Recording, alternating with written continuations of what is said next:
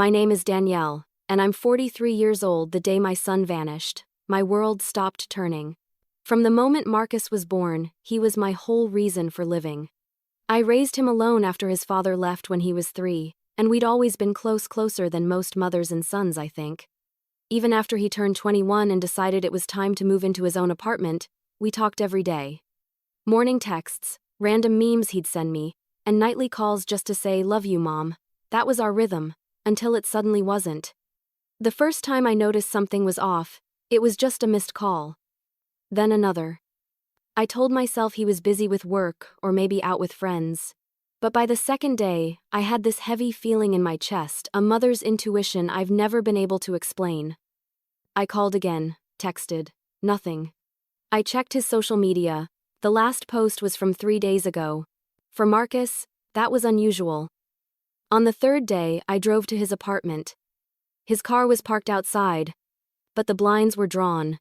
I knocked, then banged harder, calling his name. No answer. The hallway was silent except for my heartbeat echoing in my ears. I called the landlord, pretending there was a maintenance issue, but he refused to unlock the door without Marcus's permission.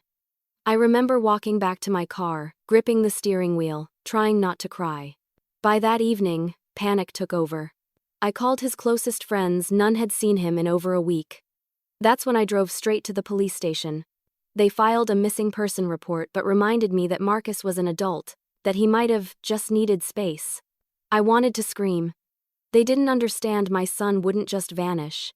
Days blurred together after that. I barely ate. Every ring of the phone made me jump.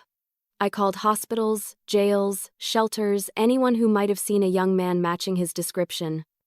I printed flyers and handed them to strangers. Every night, I sat by the window, staring into the dark, praying for headlights to appear in the driveway.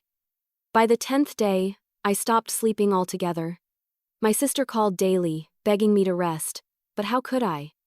My dreams were worse flashes of Marcus calling for me from somewhere cold and empty.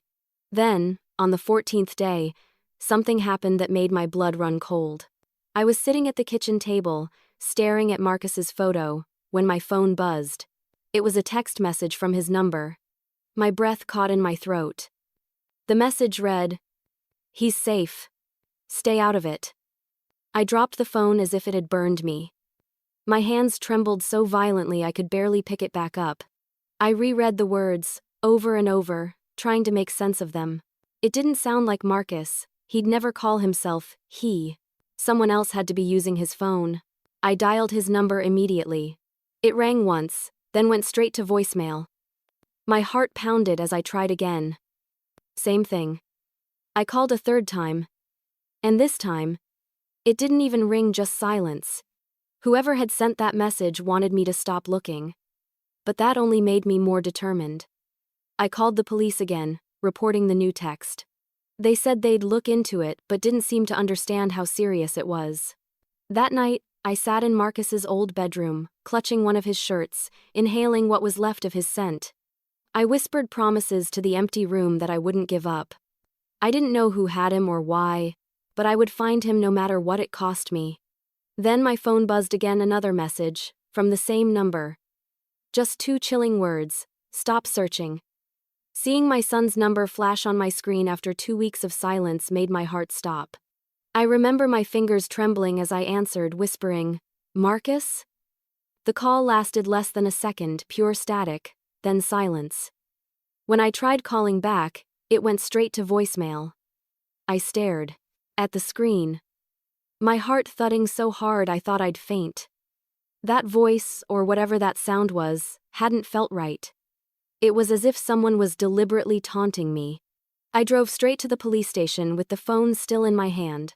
The officer on duty tried to calm me down, saying the signal might have bounced off a nearby tower, that it could take time to trace. But I refused to leave until someone took action. Eventually, they agreed to run a trace. The result made my stomach twist. The signal came from the same neighborhood where Marcus lived. His phone was still close to home. When I left the station, the sun was setting, casting a sickly orange glow over the empty streets. I parked near Marcus's apartment again, just sitting there in silence. Everything about the building felt wrong. The windows were dark, and the air was still. I was about to get out when I noticed something. The curtain in his living room twitched. Someone was inside. I jumped from the car and sprinted to his door. "Marcus!" I shouted, pounding on it. No answer. I pounded harder, my voice cracking. A door from across the hall creaked open. It was Mrs. Callahan, the elderly neighbor who'd known Marcus since he moved in. Her face was pale. "Danielle," she whispered. "There's been strange noises coming from his place at night. Like someone dragging furniture and talking to themselves." Her words chilled me. I turned back to the door and called the landlord immediately, demanding he open it. "I think my son's in danger," I told him. After a long pause, he agreed to meet me there in 10 minutes. When he arrived, he unlocked the door, muttering that he didn't want to get involved. The moment the door opened, I felt a rush of stale air. The apartment was dark and eerily quiet. I stepped inside, my eyes scanning the space. Everything looked normal, too normal. The dishes were clean, the couch was neatly arranged, and Marcus's shoes sat by the door exactly how he always left them. But the air felt heavy. Something in me knew this wasn't just an empty apartment. As I moved toward the kitchen, I noticed the fridge light still worked. There was fresh milk, half a sandwich, and fruit that hadn't spoiled. My stomach turned. This meant someone had been here recently. Then I saw them. Muddy footprints leading from the back door to the hallway. My pulse quickened as I followed them. They stopped abruptly near the counter. That's when I noticed it. A dark red stain near the sink. My knees nearly gave out. I pressed my hand over my mouth, praying it was something harmless. But deep down, I knew it wasn't. I pulled my phone out to take a photo, but before I could, something creaked above me. I froze, staring at the ceiling. The sound came again, a slow, deliberate movement, like someone shifting their weight on wood. My gaze shot toward the attic hatch. I hadn't even realized Marcus's apartment had one. "Hello?" My voice shook. The noise stopped instantly. I stood there, barely breathing, staring up into the darkness. The apartment was silent again, but the silence felt wrong, like it was holding its breath with me. I forced myself to take one small step backward, my eyes never leaving that hatch. Then, from above, something scraped against the floorboards, a faint dragging sound that made every hair on my body stand up. And that's when I heard it, a soft, unmistakable movement coming from the attic directly above my head. Every instinct in me screamed that I shouldn't go up there, but a mother's fear outweighs all logic. My breath came in shallow bursts as I stared at that attic hatch. The house was still, yet I could swear I felt something alive above me. For a long moment, I couldn't move. My hands shook so badly I could barely grip my phone's flashlight. Finally, I exhaled and whispered to myself, "You have to do this, Danielle." There was an old folding ladder in Marcus's closet.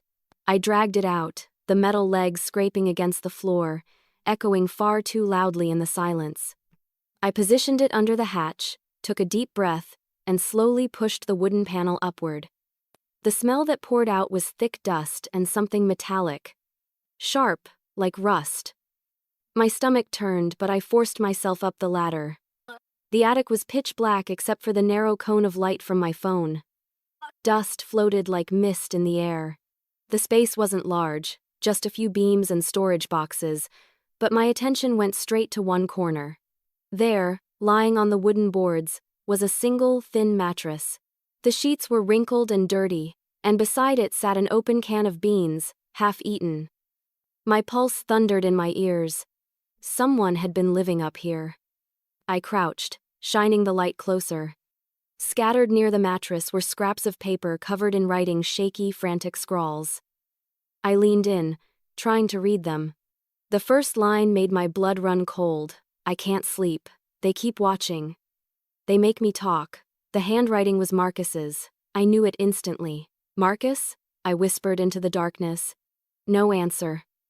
Only the faint hum of the house below. I turned the light toward the far wall and froze. Mounted to a beam was a small camera, a black recording device with a red light blinking steadily. It was still on. My heart leapt into my throat. Who was recording? I stepped forward and reached for the camera, my hands trembling as I pulled the cord free. I pocketed the SD card, vowing to watch it later, though a part of me wasn't sure I wanted to know what it contained. Then I heard a noise from downstairs. A door slamming. The sound was so sharp I nearly dropped my phone. My heart went wild as I extinguished the light and crouched low, barely daring to breathe. Footsteps echoed across the floor below. Slow. Measured. Someone was in the apartment. I tried to stay calm, pressing my hand against my mouth to muffle my breaths. The footsteps moved from room to room, pausing under the attic entrance. The silence stretched unbearably long. I imagined whoever it was standing there, listening for me. Then a voice low, familiar, and chillingly calm broke the stillness. "Mom?" The word made my body seize. It was Marcus's voice. Or at least, it sounded like him. But there was something wrong in the tone, something detached, rehearsed. I leaned closer to the attic crack, peering down. In the dim light below, I saw a figure pacing.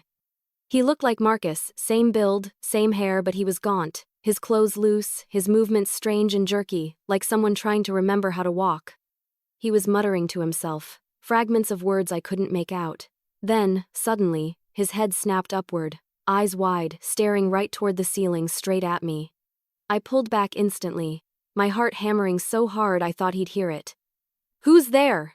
he shouted, the voice sharp and frantic. I wanted to answer. Every part of me wanted to call out his name. But fear pinned me in place. Then, without warning, the footsteps started again, fast this time, heading for the front door. I scrambled down the ladder, desperate to catch him. But by the time I reached the living room, the door was wide open, and the night air was cold and empty. Marcus was gone again. I turned back toward the attic, hoping to make sense of what just happened, but my breath caught in my throat. The mattress was gone and the camera I'd unplugged was somehow back in place, its red light blinking steadily at me. That voice, it was Marcus's, but something about it didn't sound right. The way he'd said "Mom" downstairs had frozen every muscle in my body. Even as I stood staring up at the blinking red light of that camera, I couldn't shake the hollow echo in his tone. It wasn't fear or confusion, it was empty, like someone mimicking his voice. I forced myself to move, snatching the camera from the wall and shoving it into my bag. My hands were slick with sweat as I backed toward the living room. The open door swung slightly in the draft, tapping against the frame. Outside, the hallway was silent. I called his name again, softer this time. "Marcus, baby, it's Mom." My voice broke halfway through. No answer, just the faint hum of a flickering light above me. When I stepped out into the corridor, I noticed something odd. The dusty floor showed only one set of footprints, mine. Marcus had vanished as suddenly as he'd appeared. I ran down the stairwell and burst outside, calling into the night. "Marcus!" My voice carried into the darkness, bouncing off the brick walls of nearby buildings. Nothing. Not even an echo. Defeated. I leaned against the cold metal railing, trying to steady my breath. Then I heard rustling near the trees behind the complex. I turned sharply and saw movement, a dark figure darting through the branches. My heart lurched. "Marcus, stop!" I sprinted toward the woods, branches scratching my arms as I pushed through the brush. But the deeper I went, the quieter everything became. Even the crickets had gone silent. I stopped, realizing I had no flashlight. My phone was nearly dead, but I switched it on, the weak beam cutting through the fog. That's when I spotted something on the ground, a small metallic object glinting faintly in the dirt. I crouched and picked it up. It was Marcus's house key. The keychain I'd bought him years ago, the one with the letter M engraved on it, was smeared with dirt and something darker I didn't want to identify. I pocketed it and turned back toward the building, but a sound stopped me in my tracks. A voice, faint, almost a whisper, carried through the trees. "Don't follow." I froze. It wasn't Marcus. It was deeper, colder. My whole body went rigid. I spun around, scanning the woods, but saw nothing. Just shadows shifting between the trunks. I bolted back to the apartment. When I stepped inside again, I knew something had changed. The air was heavier, colder, The attic ladder I'd left half extended was now fully pulled down. My throat went dry. Slowly, I climbed the steps again, heart pounding. The attic was empty, but the smell was stronger, now rot, sweat, and something chemical. I swept the light around until it caught on something new. A message scratched into the wooden beam above the mattress's old spot. The letters were uneven, frantic, carved deep into the wood. "She's making me do it." My knees went weak. "Who?" I whispered into the silence. "Who's making you?"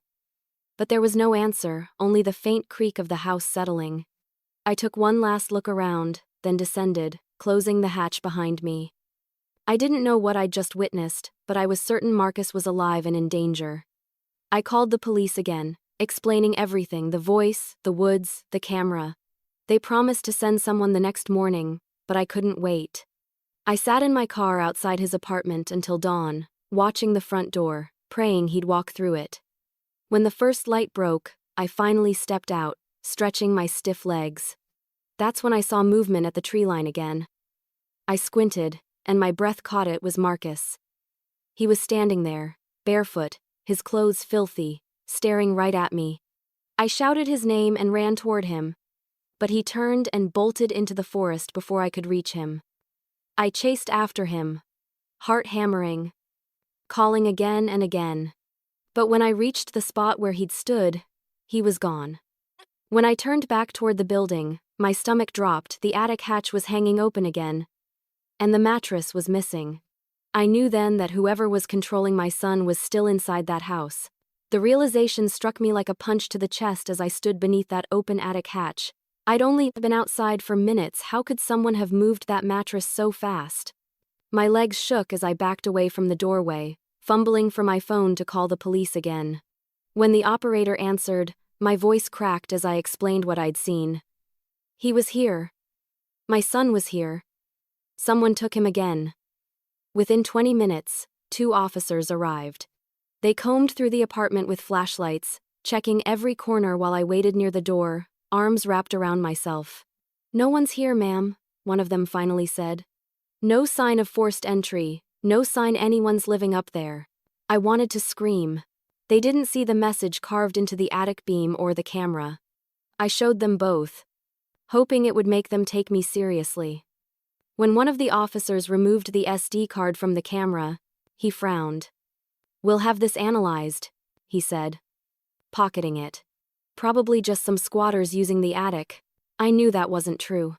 "Squatters don't send texts from my son's phone," I snapped.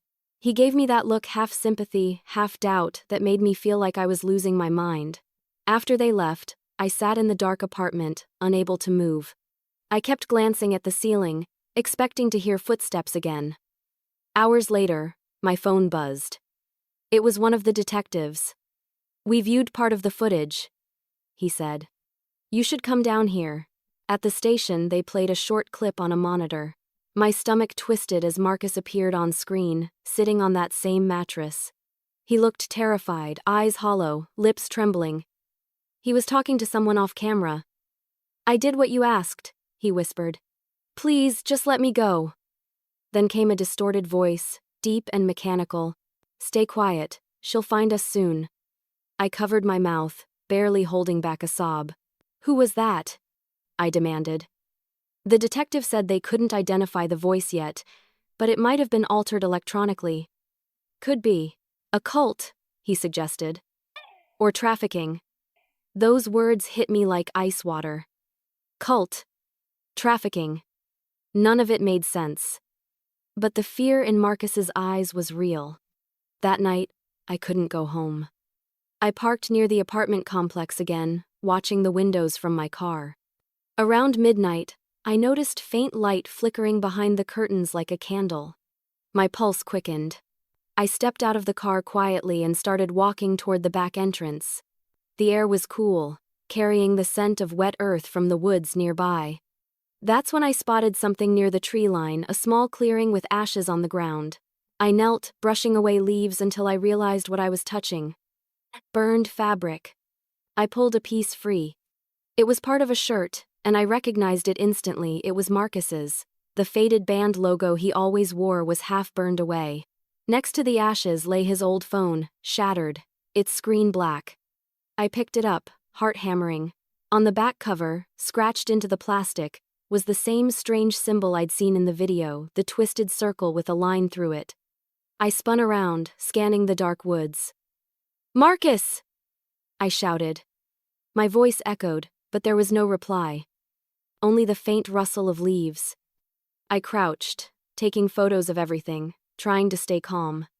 That's when I felt it, a prickle on the back of my neck, the unmistakable sense of being watched. I turned slowly, the flashlight shaking in my hand. The trees were motionless, silent.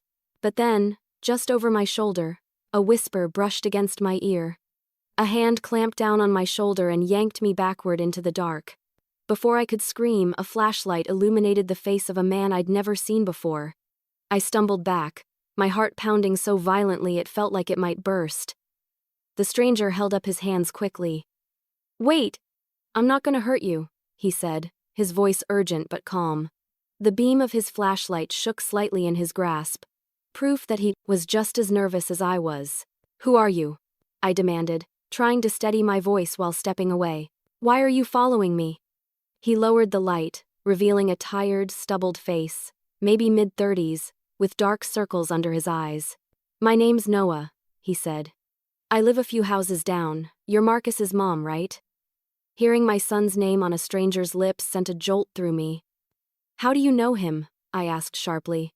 Noah hesitated, glancing toward the trees before answering. "Because I've been watching his place too. Something's been going on there for weeks, and I think your son's caught in the middle of it." I stared at him, unsure whether to believe a word he said. He must have sensed my suspicion because he pulled out his phone and started swiping through photos. "Look," he said, turning the screen toward me. My breath caught. The images were grainy, taken at night. But they clearly showed figures entering and leaving Marcus's apartment at odd hours, 3, maybe 4 of them. One in particular made my stomach twist. It was a woman with long blonde hair pulled into a braid, her face half hidden by a hood. Even in the blurry picture, I recognized her. "Kaylee?" I whispered. Marcus's childhood friend. She'd reappeared out of nowhere a month ago, texting him, inviting him to catch up. I'd thought it was sweet at the time. Now I felt sick. Noah nodded grimly. "I followed her once," he said. "She met up with a group out by the old church on Millstone Road. That place has been abandoned for years, but lately, there've been lights inside at night." He hesitated before adding, "I think it's some kind of cult. I've seen them perform rituals in the woods." The word cult sent a chill racing through me. Everything suddenly connected: the chanting Marcus had mumbled in the attic video, the strange symbol, the messages telling me to stop searching. "They took my son," I said quietly, the words tasting bitter. Noah nodded. "I think so, and if he's still alive, that church is where they'll be keeping him." I stared into the dark forest, the weight of the truth pressing down hard. "Then that's where I'm going," I said. Noah immediately shook his head. "Not alone. You'll never make it in there without being seen. They're careful." He looked down at his phone again. "They meet every few nights. Tomorrow's one of them." We agreed to go together the next night. He'd bring a camera, and I'd bring pepper spray, though the thought of facing whoever had my son made that seemed laughably inadequate. Still, having anyone on my side felt like a small spark of hope. When I got home, I couldn't sleep. I kept staring at the blurry photo of Kaylee on Noah's phone, her face ghostly in the flashlight glare. I remembered her laughter in my kitchen years ago, the way she'd called me Mama D. What had happened to her? What had she dragged my son into? Just before dawn, my phone buzzed. A text from an unknown number. My blood went cold as I read it. "You shouldn't have brought him into this." My hands shook as I showed it to Noah when we met again later that evening. He read it silently, then looked up at me, his jaw tightening. "They know we're coming," he said. I swallowed hard but nodded. "Let them. I'm not stopping until I have Marcus back." That night, as we crept toward the abandoned church, faint candlelight flickered through the cracked stained glass windows, and then I heard it. Marcus's voice echoing from inside. Hearing my son's voice chanting inside that church felt like stepping into a nightmare. It wasn't speech, it was rhythmic, hollow, mechanical, the way someone repeats words they don't understand. Noah and I crouched behind the half-collapsed doorway, the faint orange light from inside flickering across our faces. My pulse hammered in my ears. I could make out 6, maybe 7 figures in long robes forming a circle around a crude wooden altar. In the middle of them, lit by candlelight, was Marcus. He was thinner than I remembered, his hair tangled, his eyes glassy and unfocused. He rocked slightly as he murmured the same phrase over and over. "Cleanse the bond, free the mind."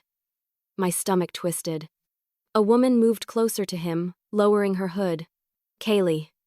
Her smile was eerily calm, her voice low as she recited words from a book bound in cracked leather. I gripped Noah's arm. "We have to get him out," I whispered. He shook his head, mouthing, "Not yet." He had his camera raised, filming every movement. The floorboards creaked beneath us, and we froze. One of the robed figures turned toward the doorway, their face hidden by shadow. I held my breath, praying they hadn't seen us. The chanting grew louder, faster. Kaylee lifted the book higher, her tone rising to a fever pitch. "Cast away the flesh. Reclaim the vessel," she cried. Marcus flinched, his body trembling. I couldn't stay hidden any longer. "Marcus!" I screamed, bursting through the doorway. Everything stopped. Every head turned toward me. For a second, I saw recognition flicker in Marcus's eyes, then fear. "Mom?" His voice cracked, barely a whisper. Kaylee's expression shifted from surprise to fury. "She wasn't supposed to find us," she hissed. 2 of the figures lunged toward me, but Noah stepped out behind me, the camera light flashing bright. "Police are on their way," he shouted, though we both knew he hadn't called them yet. The light disoriented them just long enough for me to grab Marcus's arm. "We're leaving," I said, pulling him toward the exit. He resisted for a heartbeat, dazed, then stumbled after me. Kaylee screamed something in a language I didn't understand. And chaos erupted. Candles toppled. The book hit the floor with a dull thud. I heard someone shouting to seal the circle. Noah stayed behind us, shouting for me to run. I dragged Marcus through the cracked wooden doorway, my heart pounding so loud I couldn't hear anything else. Behind us, the church filled with frantic voices and the heavy sound of boots chasing. We burst into the open air, cold wind hitting our faces. I could hear footsteps gaining on us, branches snapping as we ran toward the woods. "Keep going!" I yelled, clutching Marcus's hand so tightly it must have hurt. He stumbled several times, his breath ragged. Halfway through the trees, I turned to look back and froze. Kaylee stood in the church doorway, her hood fallen back, eyes burning with rage. She raised her hand and shouted something that made every candle inside flare to life again, flooding the night with a sickly orange glow. Noah caught up to us, panting. "This way," he said, pointing toward a dirt road ahead. My chest burned as we ran. The sound of sirens began faintly in the distance. I realized Noah must have hit the emergency call on his phone after all. Relief surged through me, but it was short-lived. Marcus's legs buckled, and he collapsed to the ground, trembling. "Marcus, we're safe now," I said, kneeling beside him. But his eyes weren't focused on me. He stared past me into the trees, lips moving silently. "Marcus?" I whispered, shaking him. He blinked slowly, tears streaming down his dirty cheeks. Then, in a voice so soft I barely heard it, he said, "Mom, they're still inside me." His body went limp, and I realized whatever I'd pulled him from hadn't truly let him go. Those words haunted me. What did he mean? "They're still inside me." Even as the flashing lights of the ambulance painted the trees red and blue, I couldn't stop replaying that sentence in my head. Marcus was barely conscious when the paramedics loaded him onto the stretcher. His skin was pale, clammy, his pulse erratic. I climbed into the ambulance beside him, clutching his hand as if sheer force of will could anchor him to me. At the hospital, They whisked him into the emergency ward. I waited outside, pacing, my clothes still damp from the dew of the woods. Hours passed before a doctor finally came out, clipboard in hand. "Physically, he's okay," she said gently. "Malnourished, dehydrated, sleep-deprived. But the scans show no head trauma. He's been through something intense." I nodded numbly, afraid to ask the questions clawing at my throat.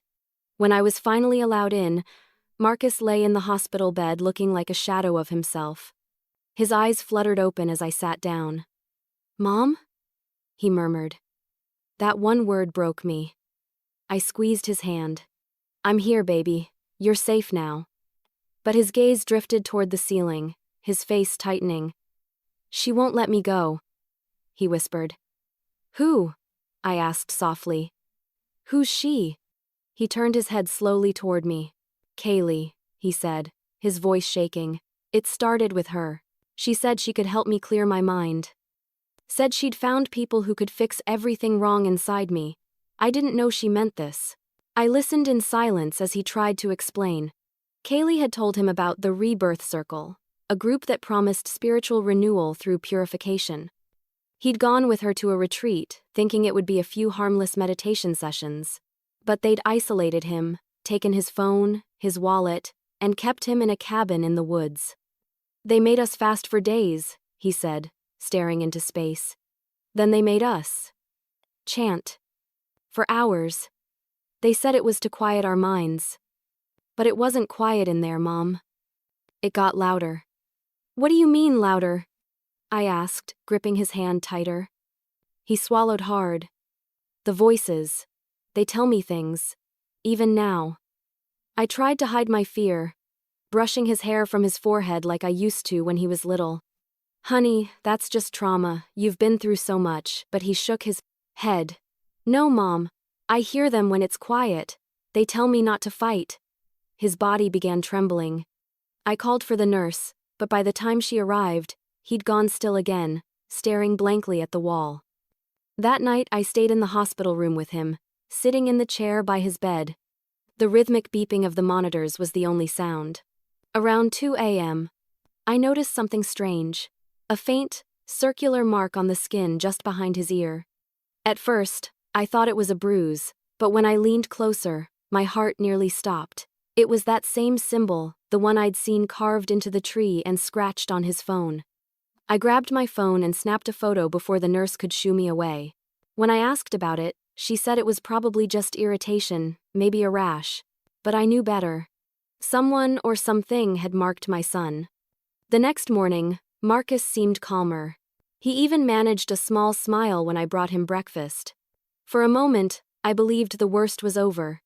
I stepped into the hallway to grab a cup of coffee, leaving him with the nurse. It couldn't have been more than 5 minutes. When I came back, his bed was empty. The sheets were rumpled. The IV dangling off the edge. The heart monitor beeping frantically. The nurse was gone. Panic surged through me. I ran into the corridor, shouting his name. But Marcus had vanished again this time, from the locked hospital room. The empty hospital bed hit me harder than any nightmare could. For a few seconds, I couldn't breathe. My mind refused to accept what my eyes were seeing. The impression of his body still on the sheets. The faint warmth left behind on the pillow. I screamed for help, my voice echoing down the sterile white corridor. Nurses and doctors rushed in, their faces twisting from confusion to alarm as they realized Marcus was truly gone. Security was called immediately. Within minutes, the hospital descended into chaos, announcements blaring, staff checking every floor. I stood frozen at the doorway, numb. When the head nurse asked me if he might have left on his own, I snapped. He could barely walk. Someone took him. She flinched, but I didn't care. My son had disappeared right under their noses. An hour later, a security officer led me into a monitoring room filled with flickering screens. "We found footage," he said quietly. On the screen, I saw Marcus in his hospital gown, walking calmly down the hallway at 4:13 a.m. My heart clenched. He didn't look panicked or drugged, just blank, as though sleepwalking. Walking beside him was a woman dressed as a nurse, face obscured by a surgical mask. "Who is that?" I demanded. The officer froze the frame and zoomed in. My stomach turned as I saw her eyes cold, gray, and unmistakable. "Kaylee," I whispered. I stumbled back, my knees nearly giving out. The officer frowned. "You know her?" "She's the one who took my son before," I said through clenched teeth. "You need to find her now." But Kaylee was gone. Her employee records at the hospital didn't exist. Her name wasn't on any list. It was as if she'd never been there. Police issued another missing person alert for Marcus, but deep down, I knew this wasn't a normal case anymore. Whatever Kaylee had done to him at that so-called retreat, she wasn't finished. Desperate, I turned to the only person I could still trust, Noah. He answered my call on the first ring. When I told him what happened, his voice was grim but steady. "Meet me at my place," he said. "I've been digging deeper." When I arrived, Noah's small living room looked like something out of a detective movie. His walls were plastered with printed photos, maps, and screenshots of online forums. Strings of red thread connected dots across counties. "The Rebirth Circle isn't just a cult," he said. "It's a network. They recruit through fake therapy groups, spiritual retreats, even yoga studios. People disappear, and their families never hear from them again." He showed me a laptop screen filled with chat logs from an encrypted site. Users spoke in riddles about cleansing the vessel and the chosen awakening. One post chilled me to the core. It read, "The boy with the mark has been retrieved. The mother must be silenced before the final awakening." I stared at the words, my throat dry. "That's us," I whispered. Noah nodded. "They know you're looking." We traced one IP address to a location 2 towns over an abandoned motel near the highway. Police wouldn't act without proof, so I decided to go myself. Noah grabbed my arm. "You can't walk into this alone." I turned to him, tears burning behind my eyes. "They took my son. I'm not waiting anymore." As if on cue, my phone buzzed. I didn't recognize the number, but my hand shook as I opened the message. "If you want your son back, come alone." A single address followed the same motel Noah had found. He looked over my shoulder, jaw tightening. "That's a trap," I nodded. "I know, but even knowing that, I couldn't stop the words from leaving my mouth. "I'm going." I knew it was a trap, but I'd walk through hell if it meant saving my son. The moment I read that message, I felt something inside me shift. Fear turned into resolve. Noah tried to argue, insisting we wait for backup or at least tell the police, but I couldn't risk another delay. "They've taken him twice," I said. "If I wait, there might not be a third chance." I drove through the night alone, the address glowing faintly on my phone's GPS.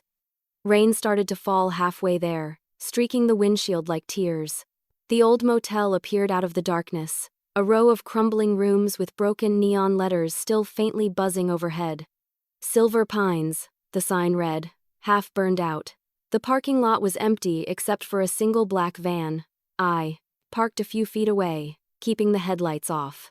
My heart thudded against my ribs as I grabbed the small can of pepper spray from my purse.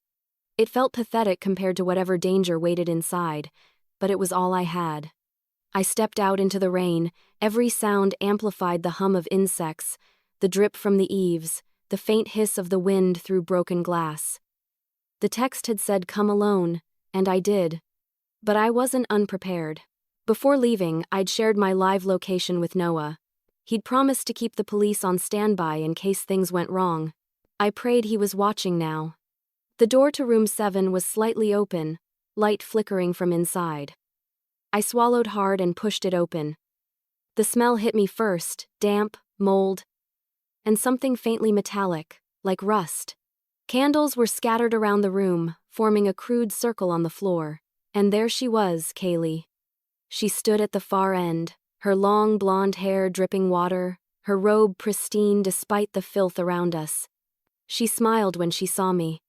"I knew you'd come," she said softly. Her voice was calm, too calm, like someone greeting a guest instead of confronting the mother of her victim. "Where's Marcus?" I demanded, scanning the room. My eyes landed on a figure kneeling in the center of the candle circle, head bowed. My breath caught. "Marcus!" I rushed forward, but Kaylee stepped between us. He's here, she said. But he's not yours anymore. My voice trembled with rage. He's my son. You brainwashed him. You starved him. Whatever you've done, you're going to stop. Kaylee tilted her head, studying me like I was something curious. No, Danielle, she said softly. We freed him. He begged to be chosen. The boy you knew was already broken. We simply gave him purpose. Marcus lifted his head then, and I froze. His eyes were empty. Pupils dilated so wide they were nearly black. Mom, he whispered, though his tone was flat, distant. Shouldn't have come. Tears streamed down my face. We're going home, Marcus. Please, baby, fight this. I reached for him, but he recoiled, clutching his head. Kaylee placed a hand on his shoulder. He's transitioning, she said, almost proudly. Once he accepts it, he'll be reborn pure. I lunged toward her, fury overtaking fear. She sidestepped easily, her expression unchanging. You don't understand, she said, her voice low and reverent. This is bigger than us. The awakening is nearly complete. Awakening? I spat. You're sick. You've tortured him. Kaylee smiled faintly. You call it torture. We call it cleansing. She turned to Marcus. Show her, my dear. Show her your devotion. He trembled violently, his breath ragged. I don't want to, he whispered. Kaylee's eyes hardened. Do it. He turned toward me slowly, tears mixing with the rainwater on his cheeks. I took a step back, fear rising like bile. Kaylee's voice rose above the storm outside, steady and commanding. Begin the final ritual. And as Marcus stood, the candles flared to life around him, and I realized she truly meant to sacrifice my son. The words, final ritual, froze my blood. I realized they planned to sacrifice my son. My whole body locked in place, as if the air itself had turned to stone. The candles flickered wildly, casting twisted shadows across the mildew-stained walls. Kaylee stood before Marcus like some unholy priestess, holding the cracked leather book from the church in one hand and a silver knife in the other. Tonight, she said solemnly, we sever him from his old life. Only then will he be truly reborn. Reborn, I hissed. You mean dead? My voice cracked, breaking the eerie rhythm of the chanting that had begun around me. I hadn't even noticed the other robed figures when I'd entered. There were at least 6 of them, standing in a circle just outside the candlelight, faces hidden beneath their hoods. I lunged forward, but 2 of them blocked my path, their grips like iron. Let me go, I screamed, thrashing, but they held fast.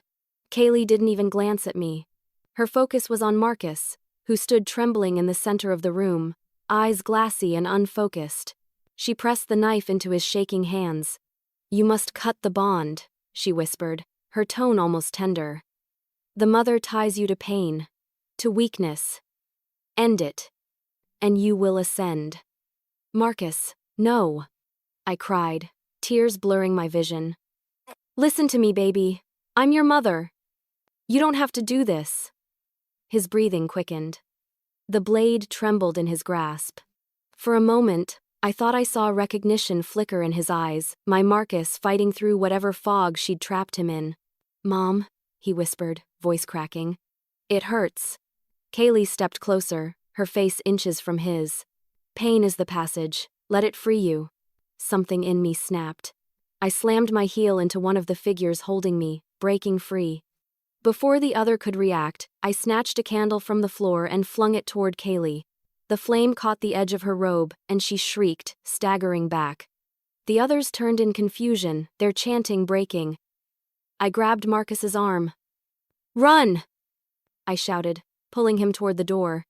He hesitated, still dazed, until the smell of burning fabric snapped him awake. Together, we stumbled toward the exit. But Kaylee's voice rose behind us, sharp and furious. Stop them! 2 men lunged forward, knocking me to the ground. I screamed as one of them grabbed Marcus, trying to drag him back into the circle. Then, over the chaos, I heard the wail of sirens faint at first, then growing louder. Police! Someone shouted outside. Flashlights cut through the broken windows, and a voice barked, "Drop your weapons, hands where we can see them." Roaches as the front door burst open. Officers stormed in, weapons drawn. I crawled toward Marcus, clutching him as the room filled with shouting and confusion. Smoke from the small fire filled the air, thick and acrid. Kaylee darted toward a back door, clutching her book to her chest. "She's getting away!" Noah yelled, chasing after her. I tried to follow, but Marcus collapsed in my arms, sobbing uncontrollably. "It's okay," I whispered, cradling his face. "It's over, baby. It's over." The police rounded up most of the group, dragging them outside. I heard one officer shout that they'd found strange symbols carved into the motel floor. Another cursed when he discovered what looked like old bloodstains beneath the rug. I turned to the doorway just in time to see Noah reappear, breathless, shaking his head. "She's gone," he said. My heart sank. As the officers led Marcus and me out into the cool night air, the first rays of dawn began to break through the clouds. The rain had stopped, but the air was heavy, thick with smoke and something else dread. Because even though my son was finally in my arms, I could still feel Kaylee's eyes on us somewhere out there in the dark, watching. Even with my son safe in my arms, I knew it wasn't over. Kaylee was still out there. The thought gnawed at me every waking moment after that night. The motel raid made headlines across the state, cult leaders arrested after failed ritual. But the article barely scratched the surface. The police caught 6 of them, yet the one who mattered most, Kaylee, had vanished without a trace. Every time I closed my eyes, I saw her face through the flames, calm, smiling, as if she knew something none of us did. Marcus and I were taken to the station after the raid. They questioned us separately for hours. I told them everything about the attic, the church, the videos, the messages. When I mentioned Kaylee's name, the detective nodded grimly. "We've heard it before," he said. "She's been linked to disappearances in 3 different towns, but she always slips away before we can act." His tone was weary, like someone chasing a ghost. Marcus, though, was barely coherent. When I saw him afterward, he sat hunched over, his hands trembling. "It's not done," he kept muttering. "She said it's never done." I begged the officers to let him rest, and finally, they released us into protective custody for the night. Noah met us outside, his face drawn but relieved. "They've started tracking the group's financials," he told me quietly. "If Kaylee's still funding operations, we'll find her." We were placed in a safe house the police used for witnesses, an old farmhouse on the edge of town. It was quiet, surrounded by trees, too quiet for me to ever feel at ease. For the first time in weeks, Marcus was able to shower, eat, and sleep in a real bed. I watched him as he slept that night, his breathing shallow but steady. He looked so young, so fragile. The next morning, detectives returned to take our statements in more detail. They'd found files on several other victims in the motel basement, names, addresses, even photos. All young adults, all drawn into the rebirth circle. It was bigger than anyone had imagined. One of the detectives told me quietly, "You and your son may have saved lives by coming forward." It should have felt like comfort, but all I could think about was Kaylee still out there, planning her next move. Noah stayed close, checking in daily. He'd become more than just an ally, he felt like family now. Sometimes I caught him watching Marcus with a protective look, as if he'd taken my boy's pain personally. Weeks passed. The investigation expanded. Marcus began therapy sessions arranged by the police department. His counselor said he was showing signs of dissociation and deep trauma, but he was trying. He even started sketching again, something he hadn't done since high school. For a little while, I let myself believe we were finally healing. Then, one morning, a letter arrived at the safe house. There was no return address, no postage stamp, just my name scrawled in uneven handwriting. My stomach dropped the moment I saw it. I opened it with shaking hands. Inside was a single photograph. It was of Marcus and me, sitting together at the kitchen table of the safe house. The photo had been taken through the window. The caption written in red ink beneath it said, "Rebirth never ends." I dropped the photo, my heart racing. How had someone gotten that close without us noticing? I ran outside, scanning the trees. Nothing. No sound, no movement. But I could feel it, someone had been there, watching. The detectives took the photo for evidence, but their assurances meant nothing. That night, I pushed the dresser against the door, just like I used to when Marcus was a child and thunderstorms scared him. I held him close, whispering, "It's over." Though even as I said it, I didn't believe it. When morning came, I stepped outside to grab the newspaper. The wind rustled through the trees, and for a fleeting second, I swore I heard her voice, Kaylee's voice, soft and mocking, right behind me. That's when I looked down and saw it. Another envelope lying at my feet. Inside was a photo of us sleeping, taken from inside our new home. My blood ran cold. Someone had been inside while we slept. I stood frozen on the porch, the early morning light casting long shadows across the yard. The photo trembled in my hands. It was of Marcus and me, asleep in the same room we'd just left minutes ago. The camera angle was from the corner near the dresser I'd pushed against the door. Whoever took it hadn't broken in. They'd already been inside. I stumbled back inside, slamming the door shut and locking it again. My heart hammered so loudly it drowned out every other sound. Marcus came running, eyes wide with panic. "Mom? What happened?" I held up the photo, unable to speak. His face drained of color. "No," he whispered, shaking his head. "No, she's not real. She can't be here." I called Noah immediately, my voice breaking as I explained. He arrived within an hour, his expression grim. "There's no way anyone got past the perimeter," he said, pacing the room. "The place is supposed to be under surveillance." But when he checked the motion sensors, half of them were offline, disabled. The police arrived soon after and combed the house. Nothing. No signs of forced entry, no footprints, no broken locks. It was like whoever had taken the photos had vanished into thin air. They promised to boost security, but their calm reassurances only made me angrier. "You don't understand," I snapped. "She's not going to stop until she gets him back." That night I didn't sleep. I sat in the hallway outside Marcus's room, clutching a kitchen knife, listening for any sound. Around 3 a.m. screamed. I burst into his room to find him thrashing on the bed, eyes wide, gasping for air. "She's here," he sobbed. "She's in my head." I grabbed him, holding his shaking body, whispering that it wasn't real, but his terror felt too genuine. The next day, Noah installed security cameras himself. He set up a monitor in the kitchen so we could watch every feed in real time. I tried to tell myself this would make me feel safe, but deep down, I knew it wouldn't. That night, we left all the lights on. The house hummed with static and fear. Around midnight, the monitor flickered. I leaned closer. "Noah," I whispered. "Is that the front yard?" A shape moved across the screen, faint, shadowy, gliding rather than walking. It stopped at the edge of the porch and just stood there, staring toward the house. I couldn't finish. Noah grabbed the remote and zoomed in.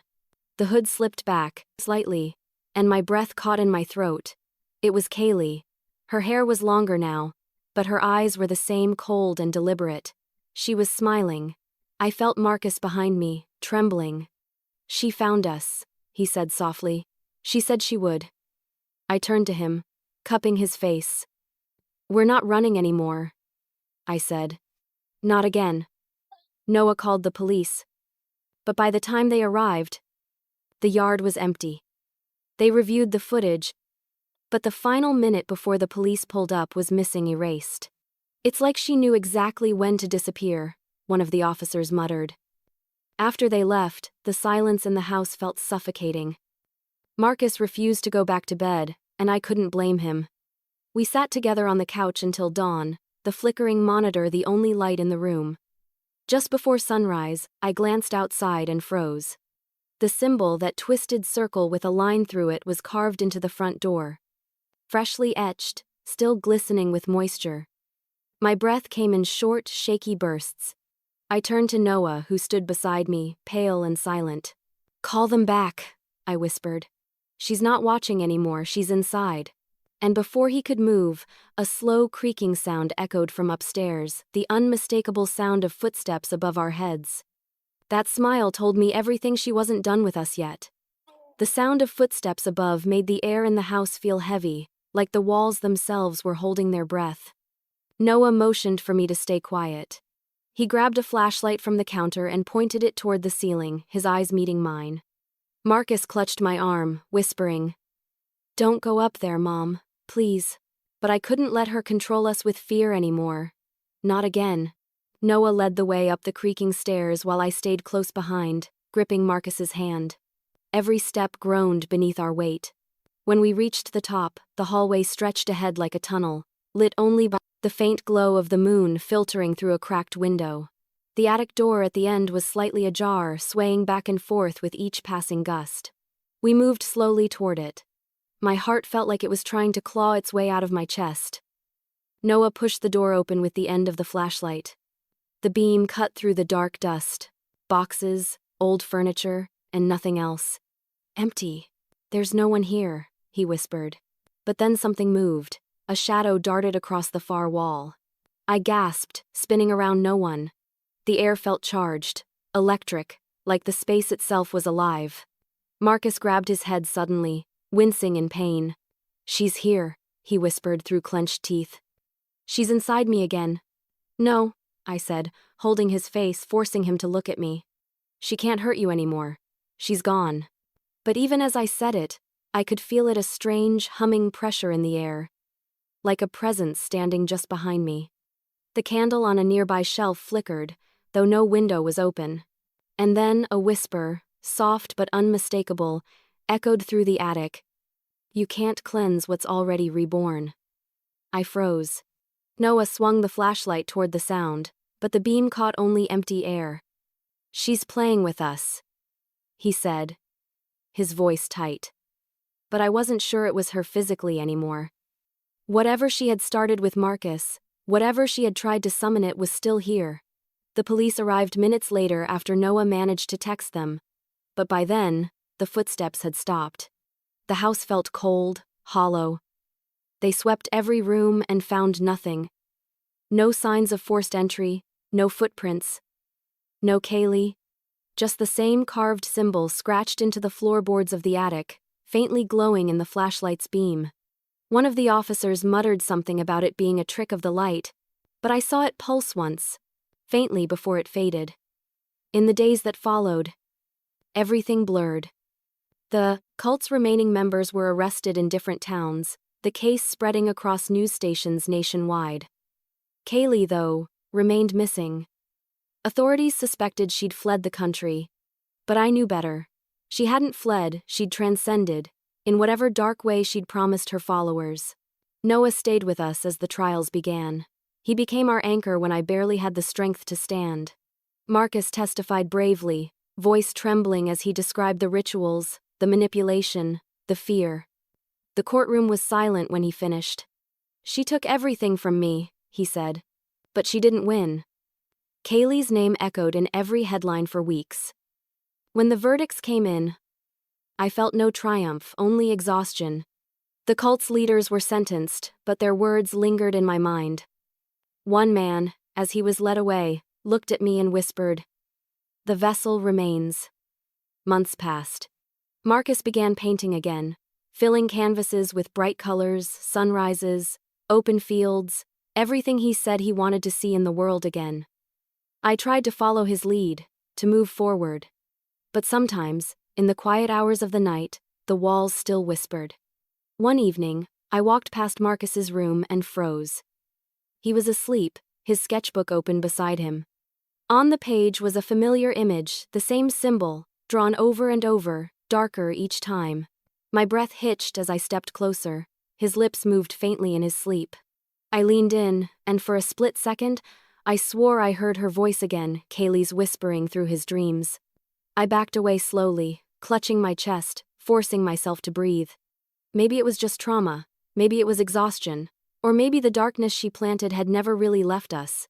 Because even now, some nights, when the house grows too quiet, I swear I can still hear whispering in the walls, and one of the voices sounds just like my son.